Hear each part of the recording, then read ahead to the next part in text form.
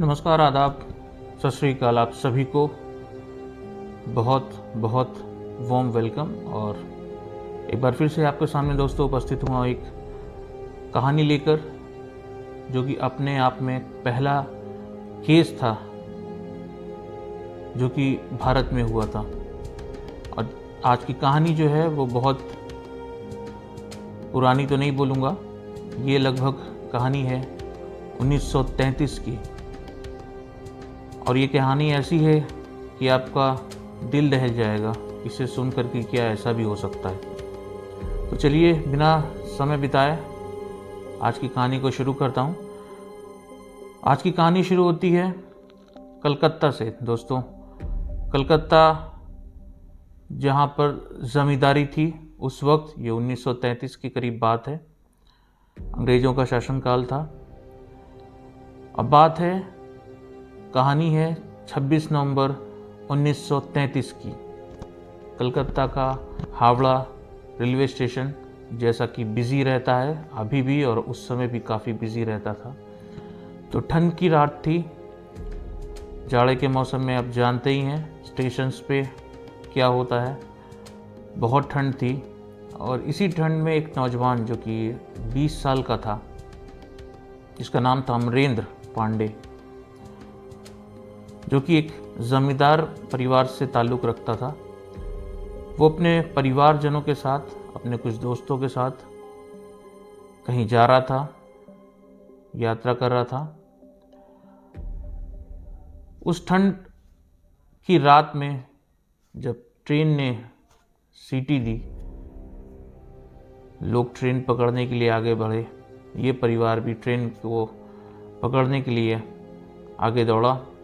उसमें ये नौजवान अमरेंद्र तेज़ी से सीढ़ियाँ चढ़ता हुआ ट्रेन की तरफ गया।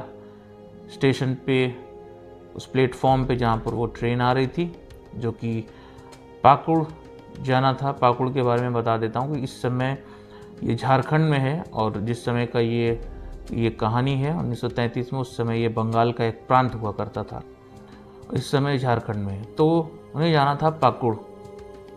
तो पाकुड़ के लिए वो ट्रेन पकड़ने के लिए वो नौजवान तेज़ी से स्टेशन की सीढ़ियाँ चढ़ने लगा। उसी वक्त उसके हाथ में, उसके बाजू में उसको कुछ चुभन सी महसूस हुई। जब उसने देखा तो एक शॉल ओढ़े हुए कोई आदमी दौड़ता हुआ उसके बगल से चला गया।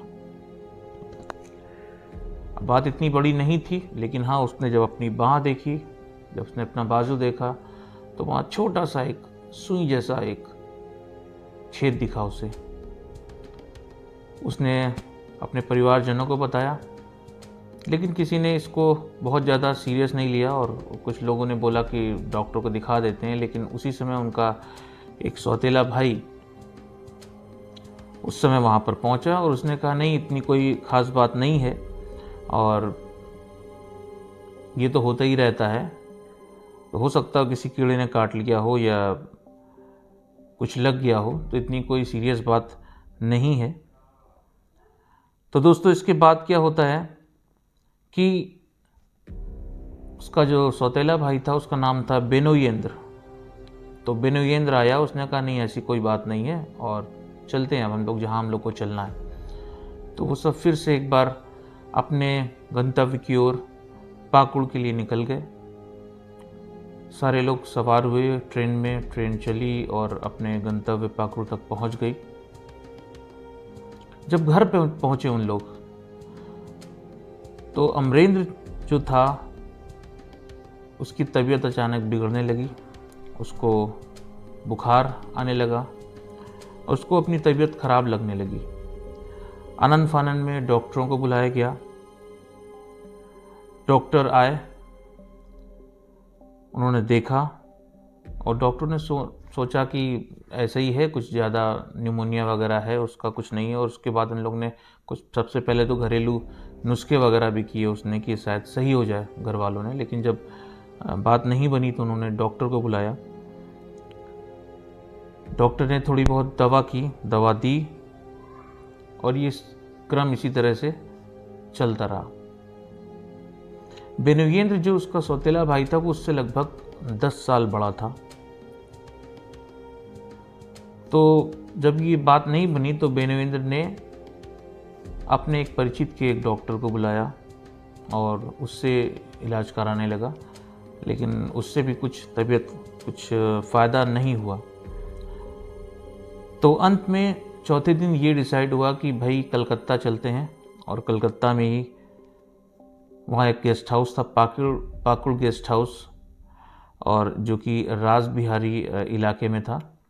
वहाँ पर ये सारे लोग रुके और इलाज के लिए वहीं पर जो एक वहाँ की बहुत मशहूर डॉक्टर थी, डॉक्टर नलिनी को बुलाया गया। और डॉक्टर ने देखा उसकी बाँह पर कि थोड़ा, नलिनी ने जब देखा उसकी अमरेंद्र की बाँह में एक छोटा सा एक सुई जैसा एक छोटा सा छेद था, तो उसको कुछ लगा। उसने ब्लड सैंपल को भेजा चेक कराने के लिए कि ब्लड की क्या रिपोर्ट आती है, ब्लड सैंपल में क्या आता है। उसने रिपोर्ट के लिए ब्लड को ले लिया, सैंपल को।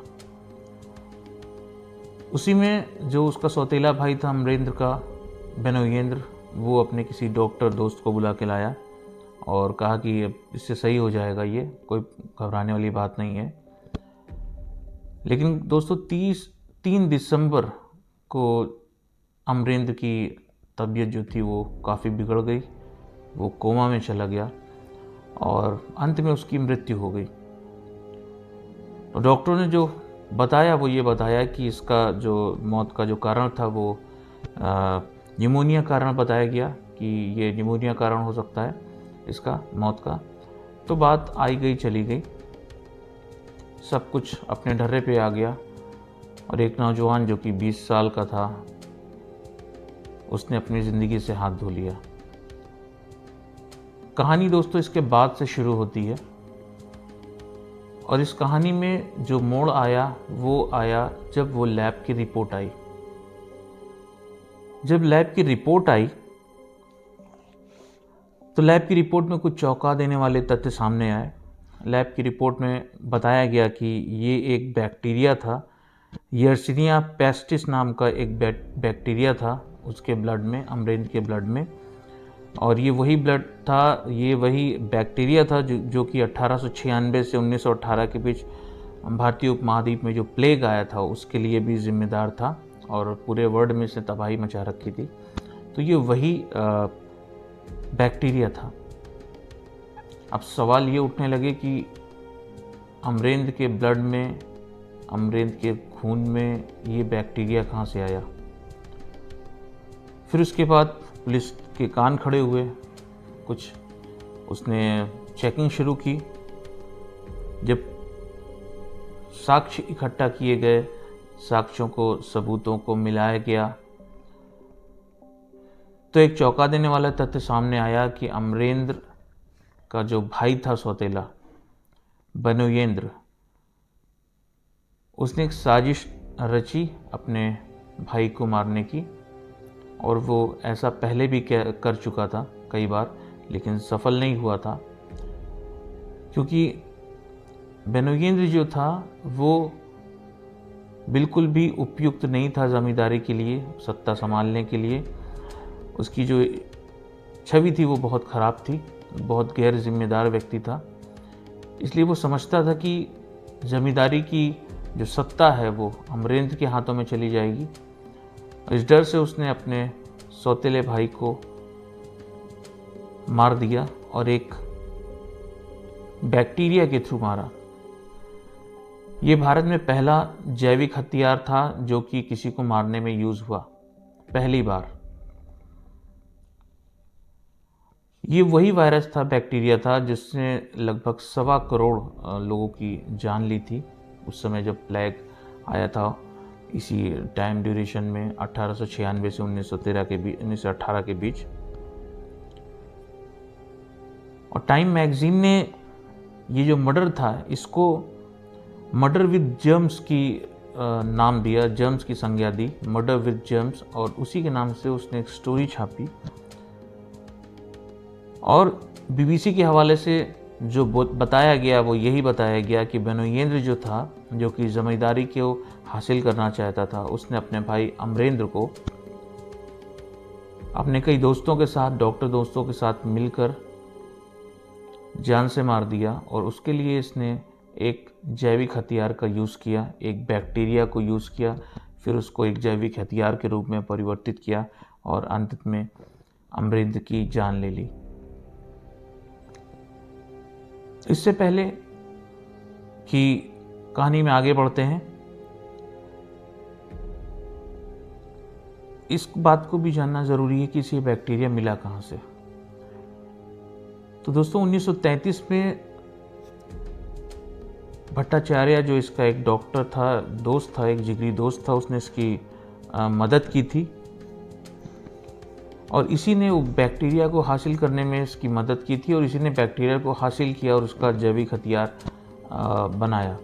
बैक्टीरिया का हासिल करने के लिए इसने काफ़ी प्रयास किए, कई बार तो इसको मना भी कर दिया गया जब इसने ये कहा कि मुझे बैक्टीरिया चाहिए।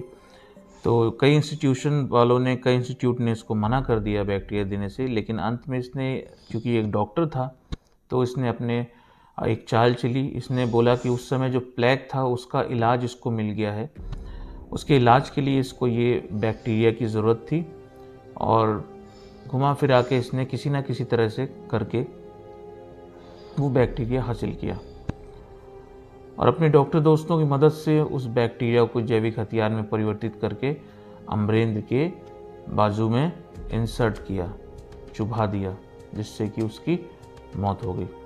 और ये इसने पूरा एक प्लान बनाया था ताकि ये जो हत्या है ये एक सामान्य मृत्यु लगे, हत्या किसी भी एंगल से ना लगे, और इसके लिए अपने इसने पूरा प्रयास किया। लेकिन जैसा कि पता है आपको कि जो अपराधी होता है वो कुछ ना कुछ सबूत ऐसे छोड़ देता है जिससे कि वो पकड़ा जाता है।